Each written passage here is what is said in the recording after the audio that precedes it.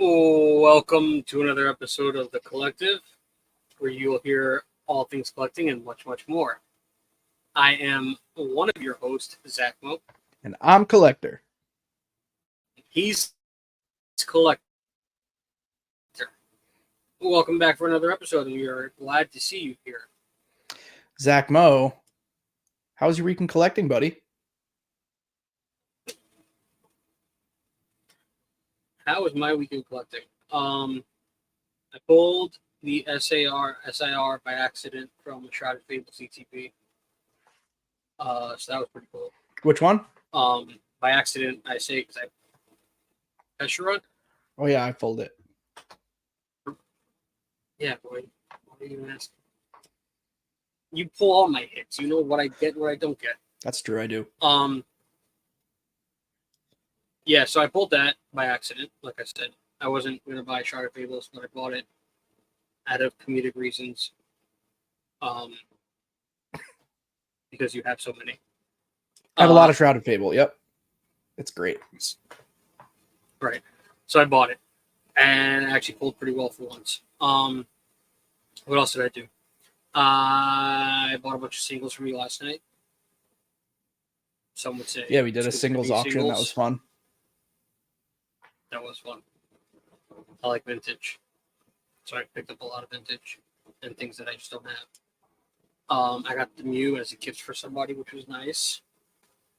Just not thinking about myself the entire time. I mean, really, that was my weekend collecting. So Shrouded Fable and some vintage singles. Yes. Someone called me cougars. You can call them vintage seagulls. What? That was a single old woman joke. Vintage singles.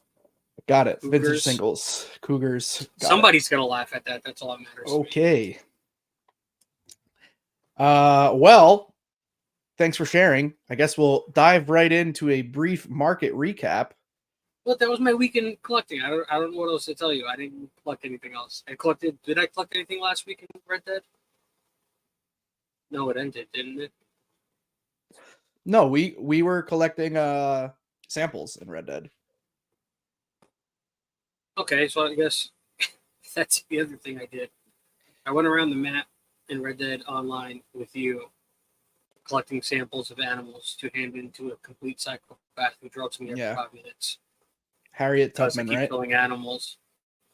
Her last name is not Tubman, and she's also not black. But I think you need glasses.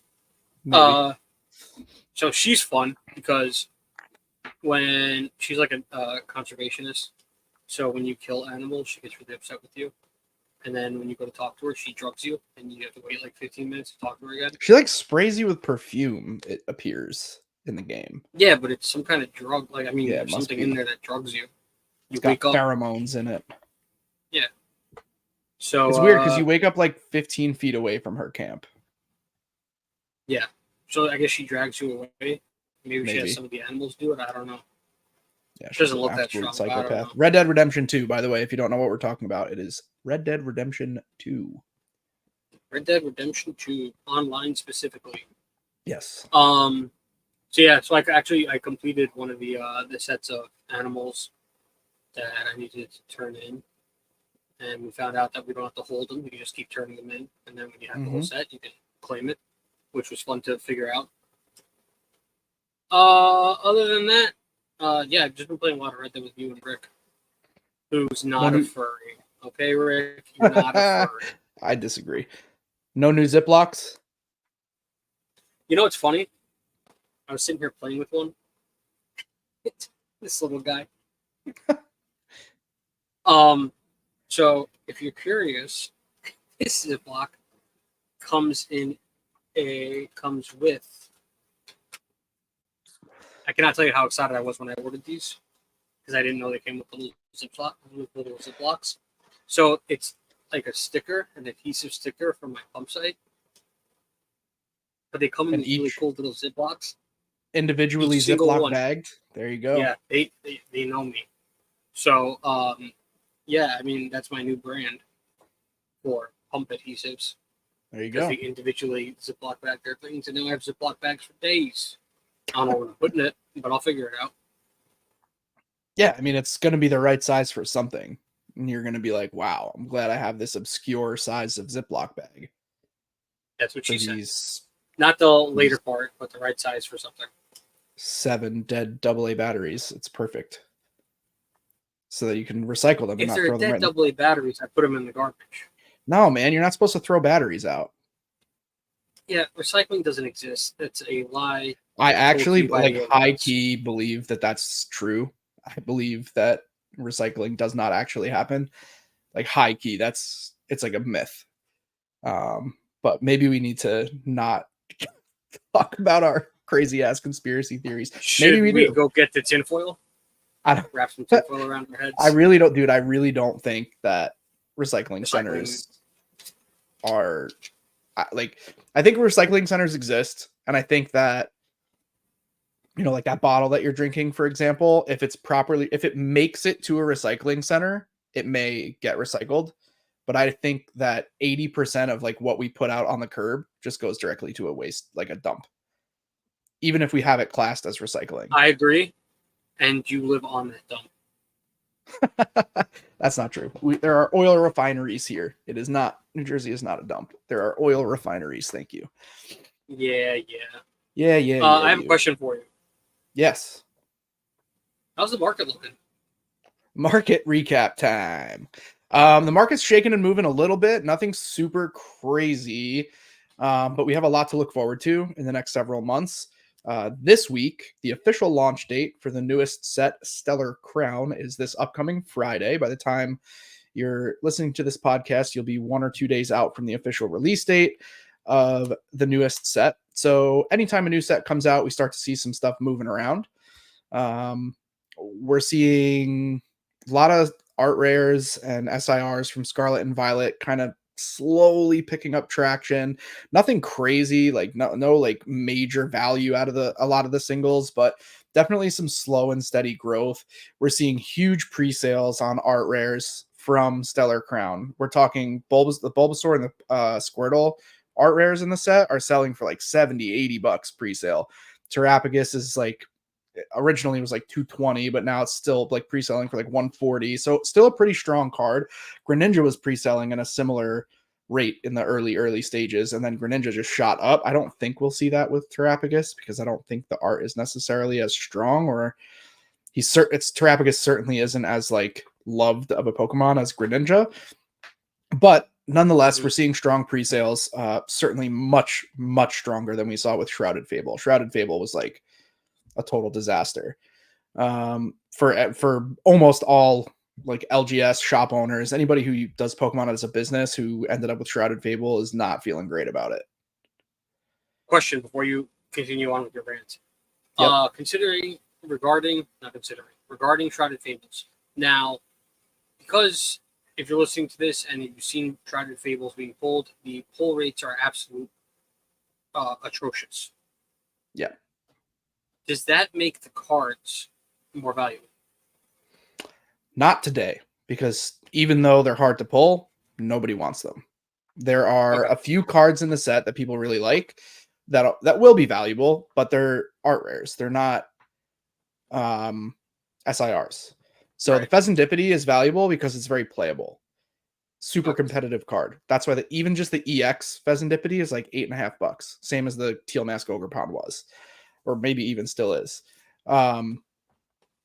Nobody else is like chasing the legendary trio. Nobody wants those SIRs right now. Who knows what the future looks like for the set? You see this a lot with sets, like for example, Champion's Path, right? Champion's Path was like brutal. Like opening Champion's Path is the most similar thing we've ever had to opening Shrouded Fable. The only difference is that Champion's Path has a very nice Charizard in it. I was going to ask, that's the one with the Charizard, yeah. Other than that, Champion's Path is pretty much atrocious. You basically hit Charizard or nothing in Champion's Path. And at least with Shrouded Fable, there's some cool art rares to fall back on. Mm-hmm. But the pull rates are very difficult because there's only 4 SIRs and they kept the pull rates the same. So whatever they are, let's just say for the sake of argument, the pull rates are 1 in 1200. Well, there's 1 in 12. You have a 1 in 1200 chance of pulling each of the 4 SIRs in this set out of your 9 packs. So that would That be like becomes 1 in 48. no, it's not 1 in 4. It's 1 in 1200 packs. And Right, there's that you can 4 get variants. one of them. If you want to get 4 of them, then it becomes 4 in 4800. You're saying 1 in 4800 because there's 4 different variations? Right. Well, let's say you want to get all 4. Right, but then you'd And have to pull the issue with that is that you'd have to pull perfectly. Right, but okay, fine. Go on. Whatever. Right? Like you'd have to only pull you'd have to pull No, I get what 1, you're saying. 2, Yeah. 3, 4. So it's actually it's worse than that, but I misunderstood what you were saying at first. I thought you were saying it's easier to pull because there's 4, but we're on the same page, just slightly even worse than 4800.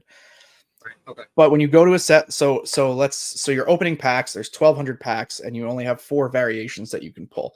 When you go to a set like Paldea, set like Twilight, there's 10 SIRs or whatever, Temporal, Paradox, Rift, tons of SIRs in that set. You hit them way more frequently because there are so many. And sure, they're all 1 in 1200, but there's 15 variants, right? So right. I don't remember. The equation is probably like 1 in 1200 log 4, 1 in 1200 log 15, let's say, for temporal forces, and you have 15 different variations that you can hit. So opening Shrouded Fable feels terrible. It just feels like a grind, and there's no booster boxes, so you have to buy 4 ETBs to get 36 packs, which is a booster box experience. You don't have any guaranteed rates because they're ETBs. You didn't have guarantees on the booster boxes, but like we've opened enough to know that in a Scarlet Violet era booster box, you get 1 or 2 A specs, you get 2 to 4 art rares, you get 1 to 4, secret rares. Worst boxes ever, you're getting 1. Best boxes, you're getting 6, right? So like there's like a range at least. With ETBs, there's nothing. You could just open 4 dog shit ETBs, and pull absolutely nothing. So I struggle with that. I don't like opening it. And when I originally saw Night Wanderer, the Japanese version, I said, I don't like this set. And then we started opening Night Wanderer, and it was a blast. We had such a good time opening Night Wanderer. It was super fun. Night Wanderer came in Japanese booster boxes. Which had pull rates like guaranteed, right? So you're getting a secret rare, you're getting 3 art rares, you're getting 1 A spec, and that made it way fun to pull this set because the set itself isn't actually terrible. The 3 SIRs are kind of like meh, right? Like I don't particularly care for Monkey Dory, Okidogi, Pheasantipity, Pesherunt. I'm not a huge fan. I don't really love the art rare Lacey, but I like the art rares in the set, and you get 3 in every box, and Night Wanderer was stupid cheap, so it was super fun, right? It was like whatever, 40, 50, 60 bucks a box wherever you were buying it from. I'm sure it's even cheaper now, and it was fun. It was super fun to open. Shrouded Fable has not been the same. So we have this gap in the market because it's been a long time now. We had Twilight, which went crazy expensive, right? Twilight's up to like 143 a box or something. What did Twilight do? It went what? It's pretty good. Went up to 143 a box, right? And then we have this gap where Shrouded Fable hit, and like nobody wants Shrouded Fable. And now we're gonna get Stellar Crown. So in that time, a lot of things start shaking and moving.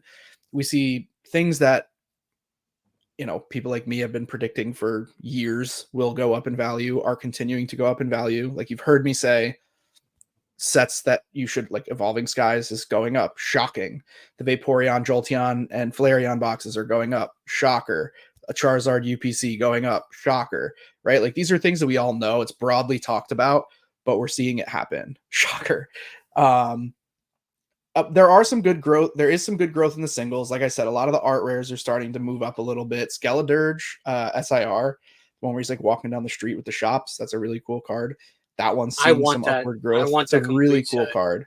Yep. With Fuecoco and Crocolore in the Crocolore. That's what it is. Crocolore. They're like shopping in the store, and then Skeledirge is like walking out in front of the store. It's a really cool set, and the Skeledirge is seeing a little bit of growth. I think it's like $35, but still, it's like, moving in the right direction. The If you're only listening to this and you have those, I will take them for a trade. Go on. there you go. The only other thing that's like weird, but no, well, okay, I almost completely forgot. Japanese 151 is going up in value like very, very quickly. If you have sealed Japanese 151 and you are not sure if like what product to sell, if you got into it at a good price, now's a great time to sell.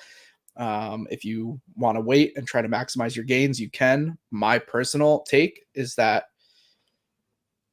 you should sell your position down to your cost basis of basically zero. Sell what you have to, like, as an investor, the way I see it, if you can 2x, sell down to your cost basis is zero, and then hold the rest, that's like the perfect play with a Japanese set. So you sell everything you have until what you have left you paid $0 for. You have no profit, but you have $0 and you have product left over, and then that you hold. Can I say this in other words? Sure. Because I get what you're saying, and I don't know if it's completely clear. But let's say you bought 4 booster boxes of Japanese 151. They're going up in value. You sell 2 of them until you made your money back, and then you keep the other 2. Right, and you have $0 in those 2 boxes now. So there's no longer any risk on the table. When you say it like that, I don't know if it's confusing or not. To me, it was like, I get what you were saying, but it could be a little bit. Yeah. That's what I'm saying. When you make your money back, then hold on to whatever. Right. Yep. And then you own that product for $0 essentially. Right? Because you've made your money back. So we'll say you own that product for $0. And I don't necessarily recommend that with English stuff, but for Japanese stuff, I think it's critical. Reason being, I will go on record today in September of 24 saying we will get more Japanese 151 and we will see a decrease in the price. It absolutely. So right now, if you can, all right. So yeah, so definitely if you could sell it now. That's my thought. We don't know when the reprint's coming. It's still absolutely going up. You can safely hold for a little bit longer and then dump. But in 2 weeks, if they say, well, we see the price getting above $120 again, we're going to reprint 80,000 boxes every week for the next 3 weeks. It's the only Japanese set that's selling in Japan, in mainland Japan. All the other sets are just tanky. I mean, the yen is down. We know that the sets are cheaper. But if we look at this time 2 years ago, getting a basic set, you were paying $120 a box. Sets like Incandescent Arcana, Paradigm Trigger, Lost Abyss, those sets were $120 a box all day. Those sets now, the equivalent of those sets, right? Like the Scarlet Violet regular sets. So Crimson Haze, Night Wanderer, so Wild Force, Cyber Judge, those are $55, $60 boxes. So we're talking a 50% decrease. And they're still not selling. They're still just sitting on shelves. So when they can sell 151 for $120 a box and the cost to produce it is the same, it's gonna get reprinted again. It's a guarantee.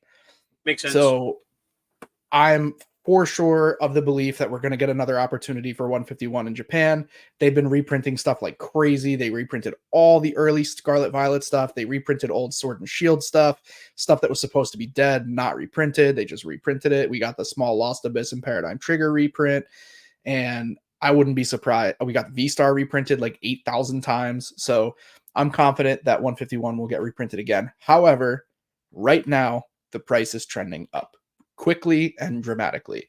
I was selling them on TikTok Shop for $89.99. And for me, like, I call my distributor in Japan to reorder, and I asked for 100 boxes, and to buy 100 boxes, it costs me more than $89.99 each per box. So it is more expensive in Japan than it is in the US. Maybe I could have gotten it to match $89.99 if I took 1,000 boxes, but then we're talking $90,000 worth of 151. So that big. Well, forget the profit, just replacing what I had. I sold, I think, in the past 48 hours, I've sold, I think, like 45 boxes of 151. So I'm down to like virtually nothing, just like my few boxes that I'm holding. So Big moves on 151. The only other thing market wise that I think is notable for some reason, we're seeing movement with the Yu Nagaba promos of the evolutions. They're like the little like Those are the pencil black and white sketch. ones. They're black and white, but the card has color. It's like a little pencil sketch of Yeah, each yeah. evolution. Those are moving. Not like a crazy amount, but they're moving. So just like if you have them, take a look. Maybe it's a good time to sell them or grade them if you were waiting to grade them or whatever. Other Or just hold than on to them that, if you really like them. yeah, or just continue to do nothing with them, but they are starting to move. Other than that, it's just like the usual suspects, like things that we all know or anybody who's in the Pokemon world will know are going to go up in value. Evolving Skies ETBs are like 150 a piece now, just shy of 150 a piece. These are things that we knew 2 years ago would Right. happen. Right. So Also, there's I'd like to point nothing. something out. One thing that we've touched on a lot when we do these market updates, or talking about collecting in general. Excuse me, I burped. You constantly, I wouldn't say constantly. We've brought up that when a new set comes out, that there's like it gets bought a lot. I'm trying to remember exactly what I'm trying to say here. And people don't necessarily buy it then. And then we're going to see things start to go up because now it's gone. Shroud Fables, in my opinion, do you think that's going to happen? You get what I'm trying to say here? 7 years down the line. Yeah, you think so? I mean, it's Champion's Path took forever, and it's still underperforming other ETBs in the field. I think the last thing we talked about might have been Paradox Rift. Right. So a great set, a super, super strong set. Arguably, and now everybody wants it, and it's hard to find. Right. Okay. You don't think that's going to happen with Shrouded Fables? So there's a twofold thing happening with Scarlet Violet. Scarlet and Violet is very different than Sword and Shield was. The first time we're ever seeing this. We still might see a change, but in the Sword and Shield era, we reliably had reprints of every set except for Rebel Clash, I think. We are not seeing reprints of Scarlet and Violet because the schedule is much faster. The downtime between sets is lower. So we're seeing sets just get pushed out, and we're not going back in time. We never got more Paldea, right? We never got more Temporal. We never got more Paradox. Twilight is gone. Nobody has cases of Twilight. Even like I was able to still get cases of Twilight. I can't get any more cases of Twilight. I don't know anybody who can order cases of Twilight unless you're paying crazy, unprofitable prices for a business person or like hard to invest prices as an investor. Like it's hard to get in right now on Twilight Masquerade. So normally that would not happen so quickly with Shrouded sets. Fables. No, absolutely not. You're going to see Shrouded Fable in Target and Walmart for the next 2 years. It's going to be the only thing left on the shelf at Christmas. It's the black sheep of it's Shrouded Fable is garbage. It's going to be a $35 ETB for the next 2 years. It's just dead weight. I really hope that there's somebody out there who loves it, and this is just like their moment. Yeah, I mean, look, people are going to look back on the set and remember it differently than we remember it today. But it's going to take a long time. Today, I hope there is somebody who is loving this. The set's not bad. This is good. When these things happen, this is good for collectors. The only people it's really difficult for are people who own Pokemon businesses. Or people who buy cards to flip them. I mean, if you're buying singles, you're buying at a percent, so it doesn't matter what. Well, I'm talking about they appreciate or not. Who's buying a case to try to, grade the cards and then flip it and get a return on investment. Very few people are. It's next to impossible to rip and be profitable. Agreed. There's very few people. No one has that business model successfully that I know of. You don't make money as a business, a true business, not a collector, not a hobby. you don't make money as a business opening and selling product unless you do it at pre-release.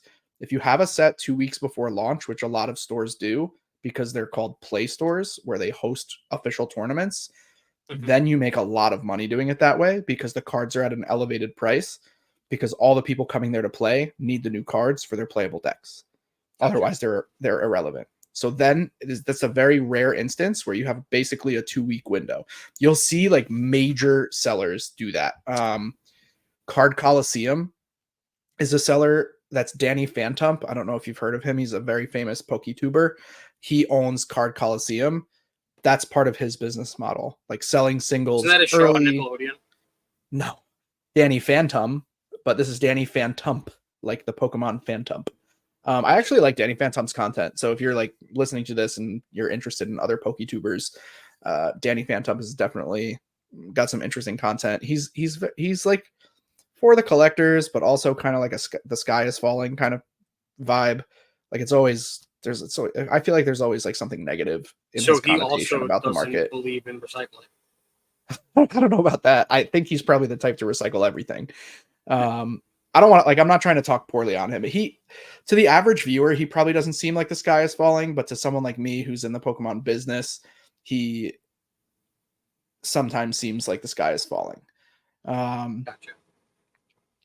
So Shrouded Fable, very difficult for business owners because to keep allocations for all sets, we have to take the good, the bad, and the ugly. So I have like a tremendous amount of Shrouded Fable. Now, some people will not be open and honest and transparent like I am, and they'll like try to sell their stuff. I'm not. I told people from day one, like, stop ripping Shrouded.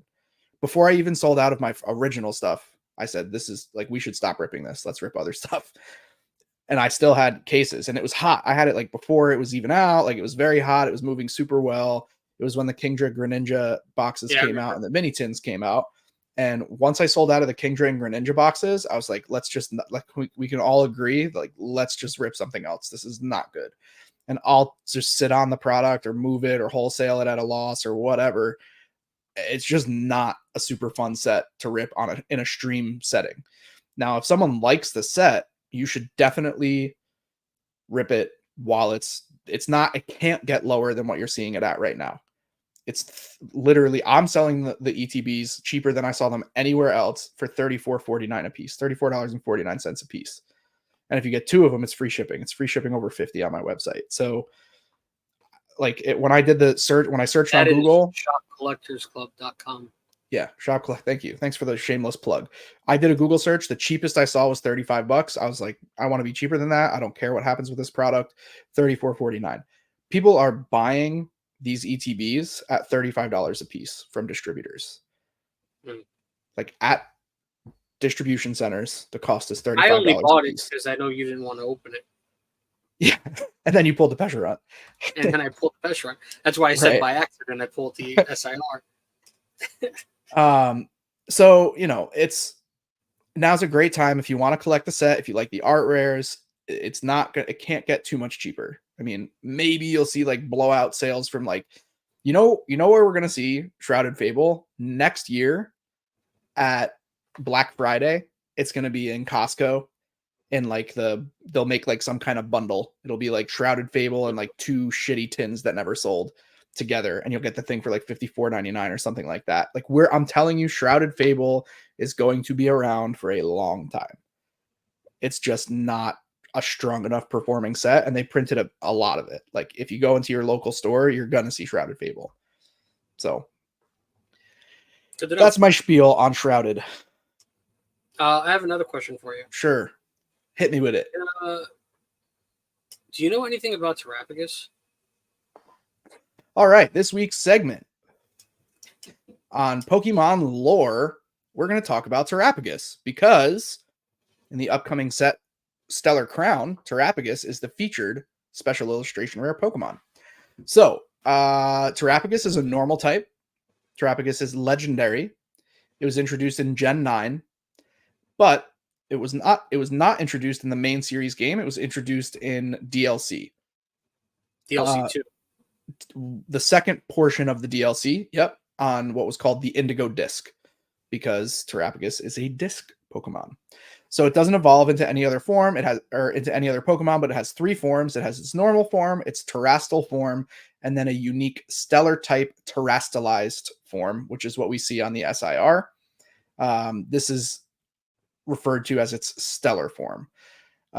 So Terrapagus is actually the energy source for all terrestrialized Pokemon. Oh, so I really hate Terrapagus. Terrapagus is what causes terrestrialization. So it like collects energy and turns it into hard crystals or something along those lines.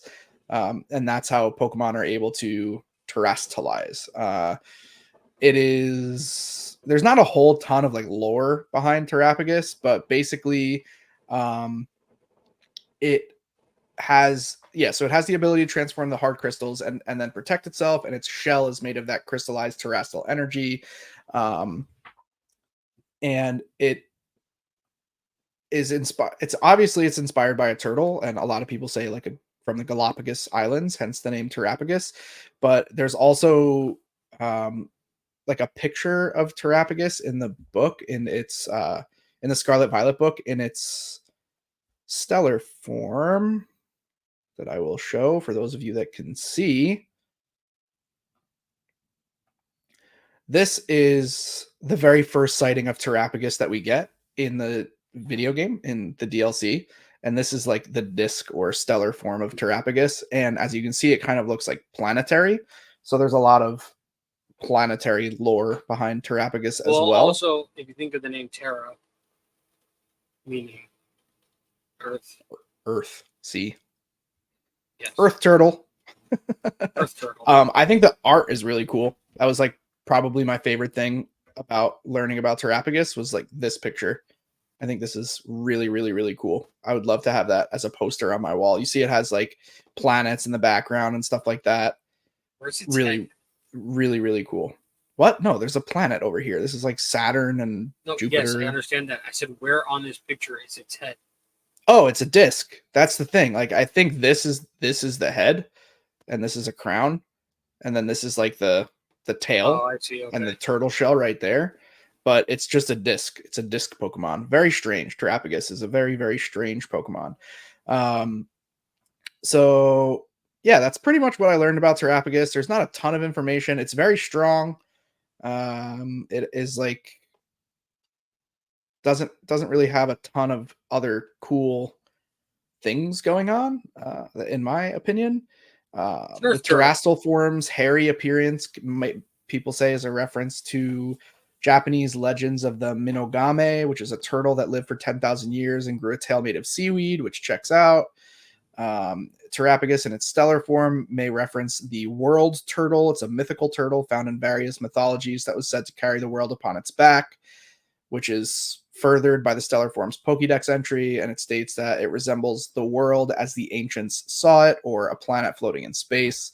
So the stellar form may be a reference to the expression turtles all the way down, as it has a crystal in the shape of its normal form above its shell, and it floats on top of a larger dome shaped like a tortoiseshell. The expression turtles all the way down refers to the idea that the world turtle rests on the back of a larger turtle, and that turtle rests on the back of an even larger turtle, and so on. Turtleception. So yeah, Terrapagus, pretty interesting Pokemon. It is a very beautiful card, the Terrapagus that we're getting. I should have pulled up an image of that. Let me see if I can find. Well, why didn't you? I'm going to do it right now, as quick as I can. Oh, he's going quick. The card itself is gorgeous. Let's see. Here we go.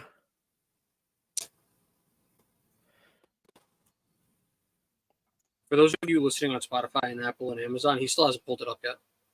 It's up. So the card is gorgeous. I think it's one of the nicest looking SIRs we've had in this generation. I love the way it looks. I think it's incredible. Terrapagus is right here, obviously, but it's also on top of the larger turtle, which is on top of a larger turtle, et cetera, et cetera. It's a really cool card. And we're chasing turtles now. High key though. I'm chasing a turtle, and that's it. I am chasing. We'll get All right, there. last thing I'm gonna show for because people probably are annoyed if they're just listening. This Hydrapple is so sick. So sick. It's I okay. love this card. I think this card is top notch. Love this card. It reminds me of Alp Lithograph, which is a trainer from way back that's stupid expensive now. It's got like Egyptian hieroglyph vibes. I dig it. I think this card is absolutely fire. I don't think they could have done a better job with a boring ass Pokemon like Hydrapple. They knocked it out of the park, in my opinion, on that card. Good to So know. that's my spiel on Terrapagus with a quick special shout out to Hydrapple because I think the SIR is phenomenal. But I'm excited And this while week. we close up highlights, please in the comments let us know a Pokemon that you would like to be highlighted on next week's episode. Yeah. We'll do our best to do it. Also, if you are not on YouTube, you're on Spotify, Apple, Amazon, wherever you like to listen to podcasts. You can always join the Discord. I'm sure most of you are already in the Discord. There is a server in the channel. I think I said that right for the first time. There's a server in the It's channel. a channel in the server, but you were very close. Dang it. Well, there Dang was it. only one Bobber. way to screw that up. There is a channel in the server called The Collective, and you can absolutely leave your comments there. We go through them. Nobody ever leaves a comments, but we go through them. That's not true. There's a few people that leave comments, and they're always really, really good. We've talked about, I think, almost every comment. I think we've covered in some way, shape, or form. That's fair. So Yeah, I really like it. I really appreciate the feedback that we do get in there. So yeah, if you want to hear about a specific Pokemon, we'll start like we can even make like a list. If there's 5 or 6 that get put in, we'll do them in order. You know, it's this is fun. It's really fun to research the Pokemon and get to know more stuff about them. I agree. I also have fun making these for you guys. So and it's your week next week, so you better hope somebody gives you a good suggestion. Otherwise, you're going to be doing Shuckle. Shuckle would be dope. Shuckle cool. Would be dope. I was fake saying dope, but Shuckle faking me out. Or faking out the listeners.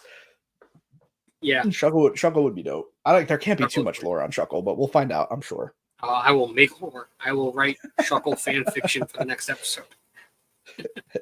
I have a question for you. Okay. And I bring this up to you a lot outside of the podcast. I've always wanted to touch. I'm not showing you that on the podcast. Sorry. Come on, I only have 9 of them. Just show me your 10th toe. You have adamantly told me that you are not a believer, but I'd like to touch on it. Clarify quickly. What are you talking about? A believer of paranormal. What? The paranormal. Oh yeah, I'm not. Yeah. It's not that I'm not a believer. I just ignore that sector of the world. It sketches me out. Is that? I don't like it. I don't like it, dude. It's fucking scary. Oh, so every time I bring it up and you're like, "Oh, I don't believe in that shit," it's just because you're scared. I mean, I don't know that I'm not scared of like all the bullshit TV shows like where they're like ghost hunting and they hear scratches or like scary movies, but like real life stories.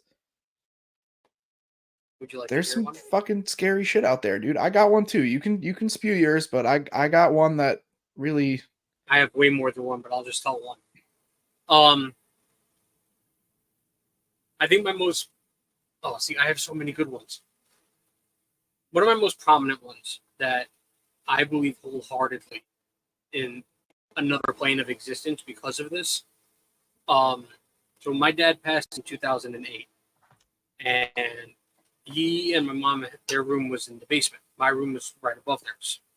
And if I was being too loud, hanging out with friends or something, playing video games too loud, he would take a hammer and he'd bang on the pipes. And that was my, shut the fuck up, Zach. I'm trying to sleep. Right. So I would know that. Dad passed in 08. A few months after he passed away, me and my buddy Anthony, shout out Big Ant. You don't listen to this, but shout out Big Ant. Me and Big Ant were playing Rock Band in my room, and we were being too loud. We hear the banging on the pipes. I think, okay, maybe mom's downstairs. like maybe maybe somebody's down there. I go downstairs, all the lights are off, nobody's down there. There's absolutely nothing down there, and we both felt it through the floor on the banging on the pipes. Ever since that, I mean, there were times before that I've always believed in the paranormal, but that like fully had us both shook. All right. So I don't classify that as paranormal. Would you classify that as? That's like a spiritual experience, in my opinion. Like, That's the paranormal. yeah, but it's not, dude. It's not like a haunting or something like that. That's like, I believe in Well, like I spirits. said, I believe in the I spirit can go world. into a haunting in that old house of mine. All right. Well, That was fucking haunted. that story to me isn't scary at all. I totally believe that. I've had similar experiences. That checks out, and I don't classify that as paranormal. That was terrifying. I didn't look at a porn website for 3 months. Well, that I wouldn't. I don't know that I would have been terrified by it. But maybe it depends, I guess, on what my state was. So for me, like one of the stories that I'm gonna butcher the story, I'm sure, because it's not really my story. The story was told to me through other people. It happened. My wife had direct experience with it, so I really only have like secondhand knowledge of this happening. But I'll make up the names and places and just kind of give you the gist. But this is a true story based on my wife's lived experience. My wife lived in a house with her sibling and her nieces, of which there were 5. Damn. Yeah, a lot of girls. And long story short, like the oldest, we'll just say the oldest girl had like an imaginary friend, and no one had really ever thought anything of it. I'm already And scared. then the second girl, like the next girl in line, had another imaginary friend, and no one really thought anything of it because like maybe she copied her sister or whatever. And anyway, it progresses down the line, and then the fourth girl has the same imaginary friend or whatever the fuck, and there was enough distance between the two that like she never saw the oldest girl. They wouldn't have been playing in that way. Like Mm-hmm. the oldest was 13 and the youngest was like, let's just say like 3, right? Like Right. they wouldn't, like the 13-year-old didn't have this like imaginary friend anymore, right? So basically she would say like that the imaginary friend was like standing in the basement and like telling them to do things and whatever. And separately, they went to all the girls and asked, and all 4 of them said the same name for the imaginary friend and described that it looked the same and like said where it was. Like it was Fred was the name of the friend, if I remember correctly. And that shit terrifies me. Like that's fucked up. That's scary. Yeah. And it was That's like pretty freaky. only in the basement of that one house. It wasn't anywhere else. They would only ever see it in the basement, and it was only like one at a time. And there was no way that they could like that the wires Well, could have crossed. they say that I don't know the exact reasoning or the theory behind it, but they say that like kids can like see past that. Yeah, maybe, dude. I don't know. I'm getting chills just like thinking about that situation specifically. I probably didn't do a great job telling the story You got the because point across. I mean, it was dude, terrifying. I don't remember exactly how it came out that like there was no way this kid could have known that this one fact about this imaginary person, friend, whatever. Yeah. But it was like impossible for them to have known, and they knew, and they both knew the same name of Fred or whatever the fuck. Scared the shit out of me, dude. My sister once went by her friend's house in Manhattan, and she lived in a like a ritzy like loft apartment. And they decided to do a Ouija board because they're fucking morons. And they had gotten somebody, and What do you mean they got somebody? like They were like, somebody was talking to them through the Ouija board. Like they had I remember like I'm trying to remember this specific. This is like 15 years ago. I know that her friend Jennifer wasn't touching the fucking venture. I the think it's board. called. Yeah, sure.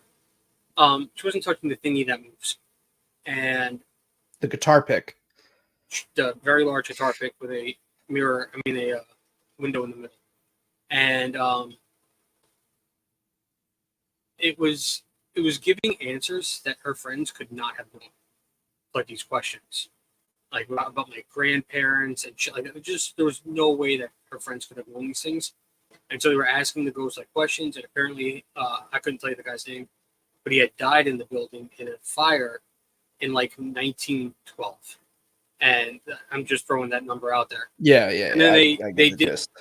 they did research, and they found out that the building actually used to be a factory that did burn down in this year, which was wild. Yeah, that's wild. I mean, like, I fully believe in all of that kind of stuff. yeah, I believe that there are spirits. I don't necessarily believe in like hauntings and stuff like that. Well, Mainly because I haunting just can try to be like shy more away than from it. okay. Right? Like, You just don't want to. I don't really want to know about it, so I don't invest much time in it. You know, same like I don't like debate politics with people because I don't want to. It does me no good. You know what I mean? I'm never It's a like fun happier at conversation. the end. Nah, it's It, not for it me. broadens your thoughts. Nah, I'm gonna have a hard time sleeping thinking about Fred. I'll sing you to sleep. I don't, dude. I really don't. I don't do well with the supernatural. I guess you could say Supernatural, paranormal. paranormal, supernatural. I guess maybe they Well, kind of both fall into the same category, but like the spirit thing, the stuff that you were talking about, like with your dad, like that kind of thing, I believe in, I can get behind, and even though it might be scary, like it's a different kind of like what the fuck was this old dude doing talking to these young girls? well, Like this that's a old whole different ghost. You know what I conversation. mean? That's fucking scary. He can he. Well, no. Okay, so And they weren't like trying to contact him on the Ouija board or anything like that.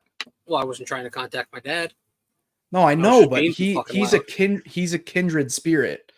You Now know what I let's mean? That's the word theory's that I sake. didn't have. Theories, conversation's sake. Now we moved out of that house in 2014. Let's The say, house with the house with the pipes? Or yeah. where the Now okay. let's say I pray. I don't believe in much, but I pray that he's still there haunting and scaring whoever the fuck is there and getting a good laugh out of it. Because that's how the type of person my dad is. He would have gotten a great laugh out of that. But let's say that the spirit doesn't leave where they passed. Now, let's just say Fred, that's where he passed. And the girls were able to see him for whatever reason. It's not like he was, deliberately talking to these little girls. It's just that where he remains. Yeah, but like don't you think there's some kind of autonomy that the spirit has? They can like choose, right? If they're this like being that has free choice, right? Like in theory, your dad chose to bang on the pipes. The spirit of your dad chose to bang on those pipes, right? So there's some level of autonomy. If I'm a ghost, bro, a fucking ghost, I'm staying in the shadows, bro. I'm not fucking talking to little kids and scaring Well, them how and shit. fucking boring can the shadows get? Dude, too bad. You're fucking dead. You had your run. I don't know. I don't mind the interaction that you talked about. Like, kindred spirit is the best way that I can think of it. Like that's funny. You know what I mean? That's like Right, a right. funny story to recant. But I don't know. There's some scary shit out there. People talk about a lot of scary shit. I agree. And I don't like And to fuck with it. But I think I'm all the gonna. shows, what do you think of the shows? Let's talk about the There's shows just before I very few. Okay, so recently I've been rewatching one called Destination Fear. In my opinion, the best one out there. They got canceled after the fourth season, but they continue to do it on YouTube. Um, that they got canceled because of political bullshit between another ghost show. Easily my favorite. It's just four friends, it's a brother, sister, and two childhood friends of theirs, and they just go around the United States and they go into these supposedly haunted. Yes, I'm playing with my Ziploc bag. Supposedly haunted places. I'm saying supposedly if you don't believe. and they get some crazy things, and you can see it. I don't think these people are that good of actors. Like, you could see it in their faces that they're genuinely scared, and they get some genuinely scary shit. I'm good on that. I don't need to interact with that. You don't need to interact with that because Well, I don't like it. I don't. There's like I don't okay, enjoy yeah. being scared. I don't need that. See, I'm I good do. on. I'm I good on enjoy that. it. Nah. That's where I we're also different. think that I don't know about this show that you're talking about, but I think a vast majority of those shows are total bullshit. Like Well, when they take like the fucking voice meter thing in the house and it's like, like get the fuck out of here. I don't buy into that shit. how's that bullshit? I don't buy it, dude. I don't buy it at all. It's fucking snake oil. They're on this. They're on TLC or Discovery Channel. Like, it's a bunch of bullshit. I believe in some of those devices. There's some like, all right, so there's this other channel that my sister watches on YouTube. And they use an app on their phone that Get the fuck right, out of see here, dude. that I'm with you on that one. Get There's the no shot. fuck out of here. There is no shot that an app on a phone that's connected to the internet, I mean, just in general, is going to give you anything relevant.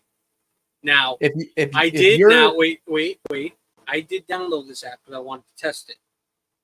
I was sitting here and I was asking it questions. I was just sitting here by myself. I'm a loser. And I said, if you can see me, if there's something in this room and you can see me, describe me. And I was expecting some bullshit answer. And the only thing it said was beer. That's a little too on the nose for my liking. Nah, easy, bro. You did some kind of Google search about a razor or beard oil or easy, bro. Easy. What's the app?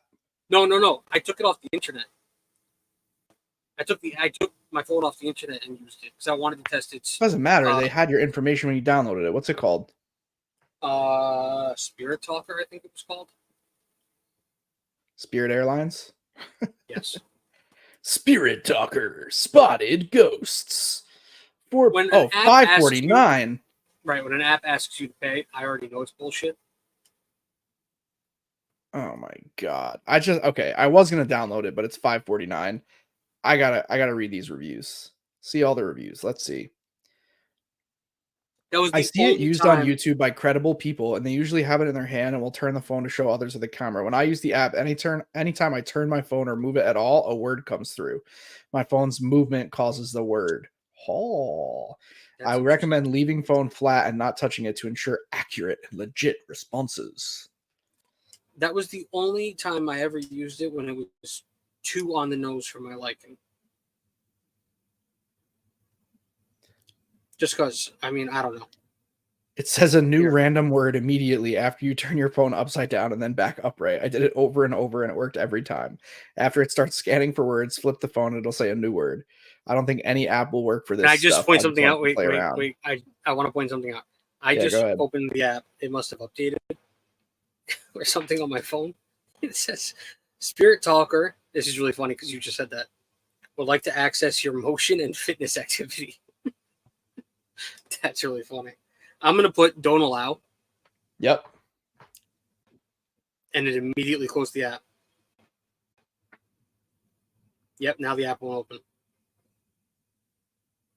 Croc, bro. Same with the electromagnetic, whatever the fuck. No. Yes, there's a device. dude. There's a device called an Ovilus, which is essentially the same thing as a Spirit Talker, but it's only that device. It has a database of words, and they say that the spirits can manipulate the device for a word to come through. Sometimes they get some really relevant shit, and I'd love to buy one, but they're really expensive. But like shit like that. I don't believe it. I'm sorry. Their job is to make money. Their job is to make money by creating engaging content, and it works because it works in their benefit. What about the people that don't use it for that? Who? Actual ghost hunters who don't like upload videos or content on it. Do you know any? Me personally, no. Right, because they don't exist. People who do that are doing it for content creation. That's not true. I'm sure they exist. Well, they aren't getting the reactions that you're getting on TV. These people go to these random places, and every single time they find a ghost. No, see, that's the other thing. They don't always find it on Destination Fear, which is another reason why I like it. Yeah, because it's an Because offshoot after 20 other shows where they got the same criticism of, oh, they managed to find a ghost every single time. We're never going to agree on this. We're not going to agree on it. I agree that there are spirits and, weird shit happens in the world and things So move one when day, nothing's touching them, but I'm I'm more going like to reality grounded, like science grounded. one day I'm going to buy this Ovilus device. It sounds like going to go. Never mind. That has nothing to do with the vagina. And I'm going to go and go ghost hunting. I'm only going to film it for you. And I'm going to give you backstory on wherever I am. And let's see how relevant the responses on this Ovilus device are. If any. Ovulus. Ovulus? Ovulus, something like that. What it's called, I don't know how it's fucking spelled. Ovilus ghost hunting device. $600. Did I not say it was really expensive? Oh, well, now this one's $190. Ghoststop.com. Bruh. Jot that down and visit it. Who's using this? Who's giving this credibility? No, where did you hear it from? I've seen it on all the shows. Okay. What's the name of the show? There's a bunch of them. I've seen them on almost all of them. The one I like is Destination Fear. There's Ghost Adventures. There's Ghost Hunters, which I don't like that show. There's a bunch. There's Two Broke Girls. 2.5 Men. Destination Fear. Funding. Project Fear? Funding? Project Fear is their YouTube channel. Okay, Destination Dakota Fear. Layden, Chelsea Layden, Tanner Weissman, and Alex Schroeder. That's them. What are you searching now? I'm just following the money. Of course there's money. What does the money have to do with it? Well, if you believe that this $600 device works because of this show Destination Fear, right? They don't make it. They bought it somewhere. How do you know that they don't make it? Because this show came out way after this device was created. All right. Well, whoever's selling it now is ghoststop.com or whatever the fuck. And they're probably making a killing on it. I'm sure ghoststop.com has nothing to do with any of the shows. All right. Well, I don't have time to do this right now, but what we need to find out is who... Pull up the rankings. Pull up what? Pull up the generator for the rankings. I have that pulled up already. Okay. We'll find out. What we need to know, I'll come back. We'll come back to this. What we need to know is who invented the Ovilus. We'll follow the money trail and I'll show you. I don't know if it was Bill Chappell, but Bill Chappell is an inventor of a lot of these devices. So that may be a name to look up. All right. I'll look it up some other time with incognito mode turned on. Why? You don't want the ghost to see? No, I don't want to start getting stupid ads for Oculus or whatever the fuck it's called. All right. Here we go. I really hope that we just get 15 ghost Pokemon. That'd be really funny. We are in arguably one of the coolest eras in our before we start, I would like to time. hear everybody else's thoughts on the subject. If there's a show you like, if you don't believe in the bullshit. They'll talk to you through the walls tonight. I wasn't talking to our watchers. Are we doing Fully Evolved this time? Yeah. Well, no. This one is... No. Any for the first 10. Right, because this is just our personal ranking. Yeah. All right, well, I'm done talking about paranormal. Here we go. Tyrantrum. fire ass Pokemon. Super dope.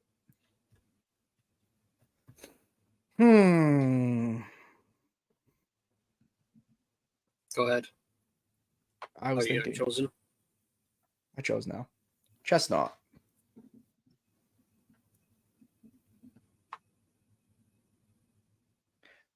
Good. Yep. Avalugg.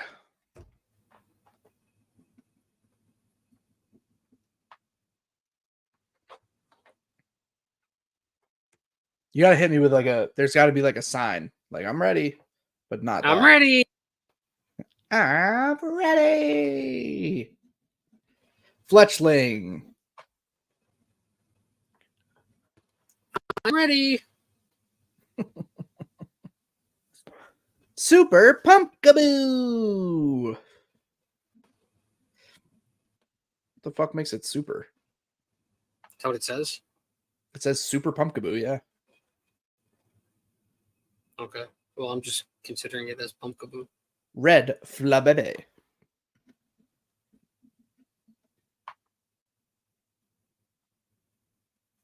Okay. Yellow Floette. What the fuck is going on here? Orange Flabebe skip. Mega Gengar. How does that count? He was introduced in the XY era. Megas were introduced in the XY era. Third Eye, a reference to Japanese folklore Oni. Maybe we'll cover that. Another Floette. Furfru. This is actually a sick ass Furfru. This is the coolest looking Furfru I've ever seen. Star Furfru specifically. Well, I'm just putting it as Furfru because we're not doing any of this Furfru bullshit. I could maybe change the form to none for the next. Well, Mega we're already Gallade. at the last. No, I mean for the battle party. Gallade. Okay. All right. We'll start with number 10. Avalugg. Pumpkaboo. Number 9. Avalugg. Chestnut. That's fair. Number 8, Fletchling. Fletchling. We got the same. Yeah. 7, Floret. Pumpkaboo. 6, Chestnut. Not Flabebe. Chestnut. Wow, you put Chestnut high because he was early. Yeah. 5, Furfru. Floette. 4, Mega Gallade because it was the last. Tyrantrum. 3, Tyrantrum. Star Furfru. Super dope, actually. Like, I'm not mad about that. That's fine. 2, Flabebe. I had Mega Gallade for number 2. And 1, I also put Gengar. Mega Gengar, baby. All day. All day. That was, I'm actually really, like, I'm not mad at my list. I would maybe switch. I would, like, bump Chestnut up a spot or two. I would, like, switch Chestnut and maybe, like, Floette. I would switch. Nothing. I like it. Yeah, I'm not mad at the list. This is one of the better lists we've had, I think. Agreed. And now it is time to create a battle party from these 10 Pokemon. 15. No, don't we create a party from these 10? These 10. From these 10, yeah. Let us know your rankings or the battle party out of these 10 that you would like to bring with you while we figure that out. I'm done, bro.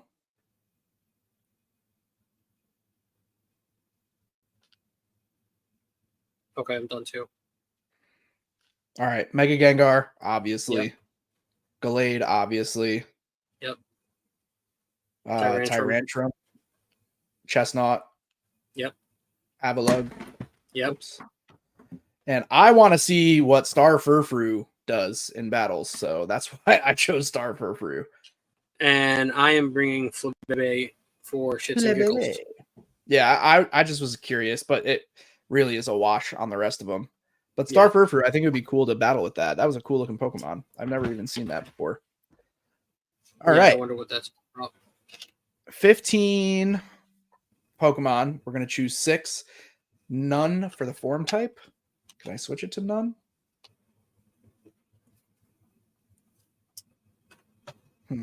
I can't. Default, maybe? Default? No. Let's try that. Yeah, I think default's the correct thing. Yeah, that works. Here's our 15. All right, for those of you that are just listening, the 15 are Noibat, Frogadier, Helioptile, Sliggoo, Swirlix, Dedenne, Pumpkaboo, Klefki, Meowstic, Xerneas, Carbink, Amora, Malamar, Scatterbug, and Doublade. You have to make a battle party of 6. I'd like to point out that the Pumpkaboo is just 15. average. Average Pumpkaboo. Yeah, there was a super Pumpkaboo, a small Pumpkaboo, and now an average Pumpkaboo. That's funny. All right. We can only take 6, bro.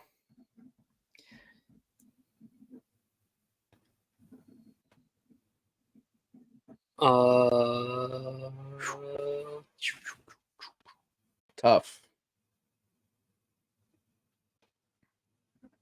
Okay, I have it. I got 4 so far. Wait, do I have it? 1, 2, Oh, whoops. 3, 4, 5, 6. Yeah, I have it. I legit almost didn't bring Xerneas. Wow,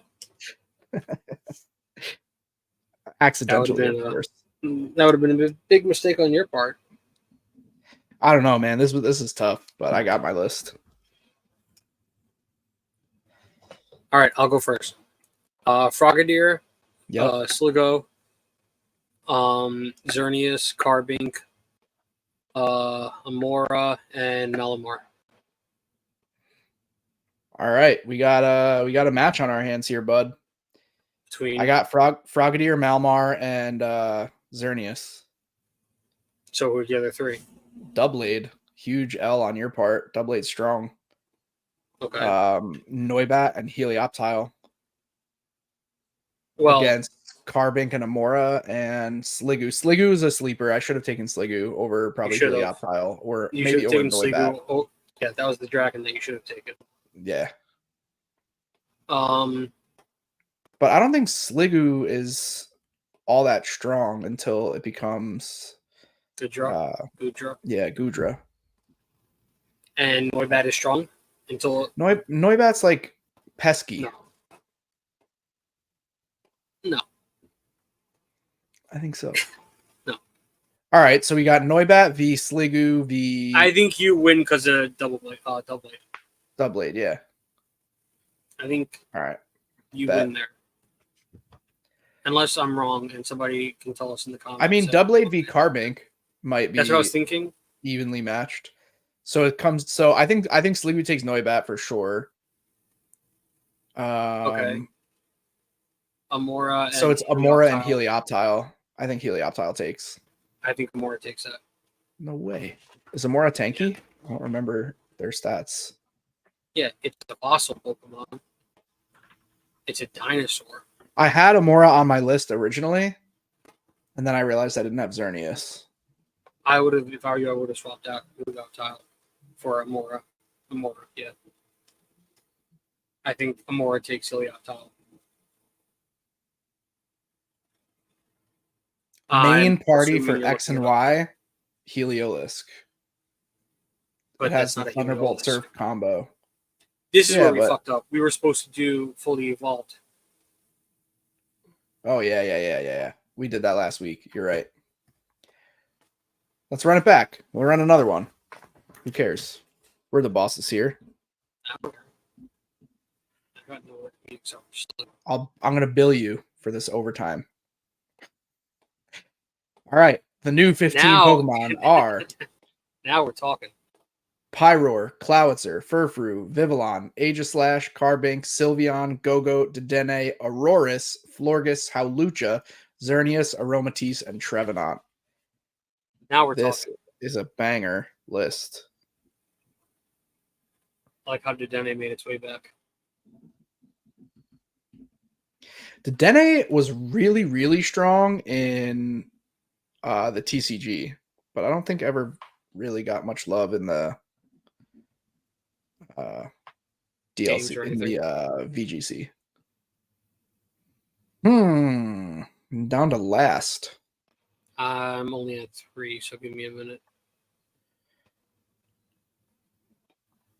Wait, hold on. No, I got it. lost count of them. I got it. This is that's a no brainer. Calm down. I got it. Taking your ass Okay, out.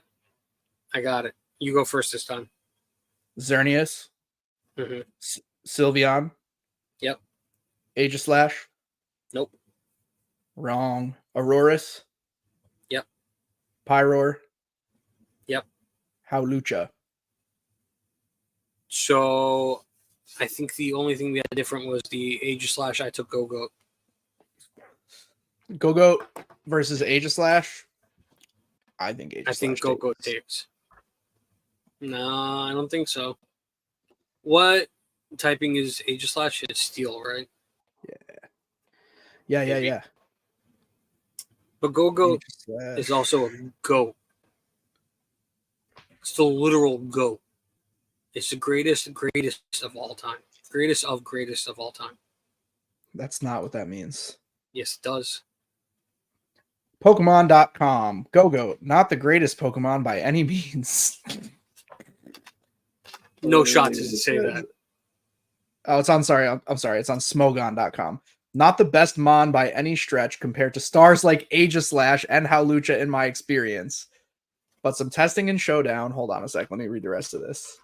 Yeah, there was a big Showed it can take a hit or force a switch and bulk up, then have a good sweep coverage and recovery. Maybe it was the element of surprise unknown about it, but it often played a big part in the team's offense. So for sure, Aegislash is taking. I wouldn't say for sure. I think it would be Aegislash a is taking. decent match, but it's no. Let me finish talking. It would be a decent matchup, but Aegislash will win in the end. But I will also say it's not for sure. Aegislash literally not the best Mon by any stretch compared to stars like Aegislash. And I don't know who Howlucha you're getting in this my information experience. from. You're getting this from the guy who created the Ovulus, aren't you? From Jozon87. He was last seen on Smogon.com on January 27th, 2014. He's done 16 messages. He joined in October of 2013, and he has a reaction score of 1 and 0 points. So I don't want to hear it. Aegislash takes. Aegislash completely obliterates Golurk. I had no words for that. I had no rebuttal. Aegislash is a very strong Pokemon. I also already said that Aegislash is probably going to win. Just not for sure. Just admit that Aegislash takes. Very easy. Not very easily. I admit that it takes, but not very easily. All right. New game. Just made it up. 50 fully evolved Pokemon. You can only have one. This is going to be for viewers only, apparently. And I can't read all 50 of these names out. You can only have one of these. How many of this one can I have? How many of the one can you have? Oh, this was really easy. It's not even 50, is it? Yeah, it is. 50. Vivillon, Aegislash, Aromatisse, Meowstic, Sylveon, Hoopa, Pyroar, Gourgeist, Chestnut, Yveltal, Malamar, Zygarde, Furfrou, Slurpuff, Xerneas, Noivern, Dedenne, Barbicle, Avalugg, Howlucha, Gudra, Dragouch, Pangoro, Klefki, Greninja, Volcanion, Heliolisk, Carbink, Florges, Aurorus, Go-Go, Clowitzer, Delphox, Trevenant, Talonflame, Tyrantrum, Diggersby, and Diancie. You can only pick one. So you're taking Greninja? Yep. I knew it. I will take Zygarde? Greninja. No, not Zygarde. I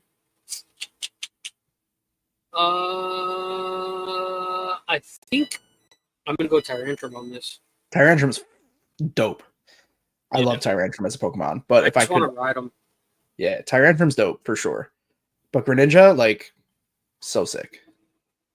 Now, the thing that we also did last week was we did a battle party. Oh, you already exited out. Never Yeah, mind. I can reopen it. What did we do? Nah, it's okay. We did a battle party with the first 6. Like we did Gen 5 last week, and then so the last thing we did Oh, then we was did a all the party. gens, right? Not all of them, but everything up until 5. So now we Yeah, want yeah, to do yeah. everything up until 6. How many did I generate? 15. I also can't see. No, I know it's not up yet. Relax. I'm just making a statement. He always thinks I'm rushing him. And Okay, just 1, walking 2, the 3, state. 4, 5, and 6. A battle party out of 15 fully evolved Pokemon from Gen No, wait. 1 Hit through default. 6. Yeah, but it still doesn't do anything. Yes, it does. We still get weird ones. Well, we get neutral and all and normal, which means they're normal. No, just All hit right. default. All right, 15 Pokemon. We got Vespiquen, Cherim, Simisage, Golurk, Vivillon, Shedinja, Slurpuff, Luxray, Wigglytuff, Snorlax, Suicune, Gardevoir, Crocodile, Starmie, and Hitmontop.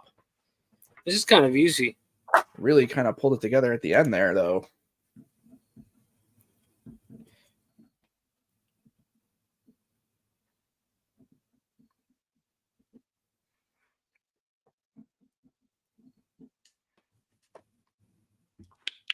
Okay. No fire types.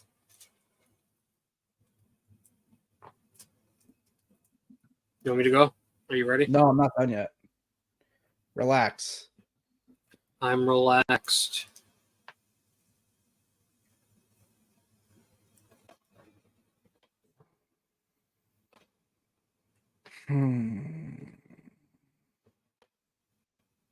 All right, I'm good. Okay, I'll go. Yep. Gardevoir, Yep. Suicune, Yep. Snorlax, Yep. Luxray, Yep. Starmie, Nope. and Crocodile. Nope. All right, so who did you take instead? I had Wigglytuff and Shedinja over Starmie and Crocodile. I didn't take Starmie because I have Suicune. Yeah, but I took Starmie because it also can learn a psychic move. Oh, Yeah, I have, Gardevoir. I wasn't thinking. I have Guardy, and then I have Wigglytuff for Fairy and Shedinja Yeah, but all right. So for then being a my badass. Suicune only knows ice moves, What? and my Starmie only knows water moves. That's ridiculous. We have to consider all things. Wiggly and Shedinja, the Wiggly Starmie, sucks. and no, Wiggly's a tank. Crocodile. Just I because think it's a Crocodile big sucks. Pokemon doesn't mean it's a tank. No, Wiggly's tanky. Wiggly has high HP. Crocodile does suck. I'm not going to disregard that. It does suck, but All it's right, also Shedinja taking v out Crocodile. Shedinja takes. how. Shedinja's a legendary Pokemon, bro. What are you talking It's about? actually it's a dead fucking bee, or a it's bee, and it's dead. Ooh, scary, Tim. Collector. It's weak to fire, flying, rock, ghost, and dark. And what is Crocodile? Well, all right, fine. I'll take Starmie, and then I'll put Wiggly against Crocodile. No, it's too late. You already Shedinja can chose be knocked out by Pokemon. other You means, can't such as weather do entry that. hazards, statuses like burn, or moves that. Shedinja's ability, Wonder Guard, makes it immune to any damaging move that isn't super effective against it. Right. Okay. Crocodile knows So, Bite or Crunch, which is dark. all Therefore, right, well, super effective. Shedinja v Starmie takes. Done. But that's not what you said. Well, You because I said wanted to give Shedinja you a my Crocodile. chance. I wanted to give you a chance against Wigglytuff. Wiggly v Crocodile. It's We Fairy need to versus. No, make what we a need to do is get a bunch of. We need to get a complete national dex in one of the games and battle each other. Crocodile is strong. Yeah.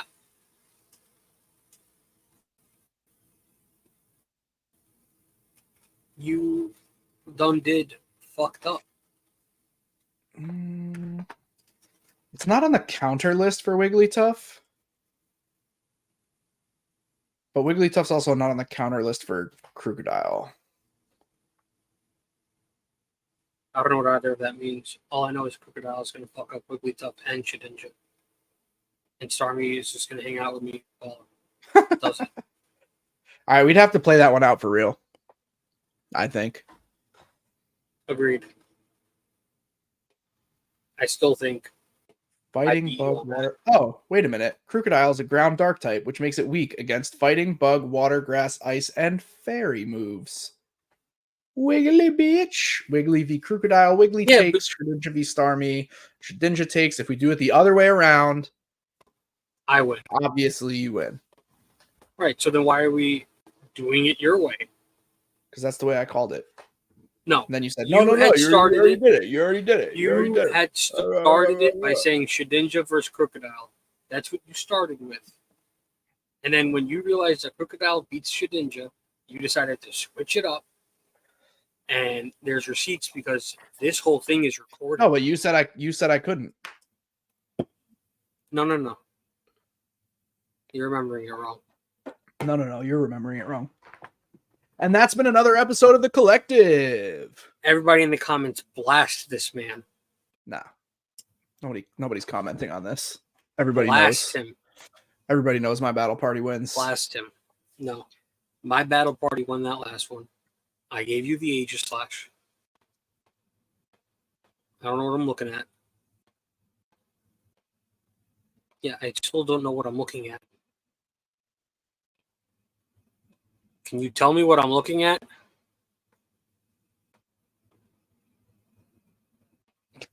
Hawk Tua! Thanks for tuning in, folks. Make sure you like, comment, subscribe, join the Discord, all those fun things. This has been a blast, as always. I hope you don't hear anything while you're trying to fall asleep. I've been Collector. I've been Zack Mo, and an asshole. Bye! Bye!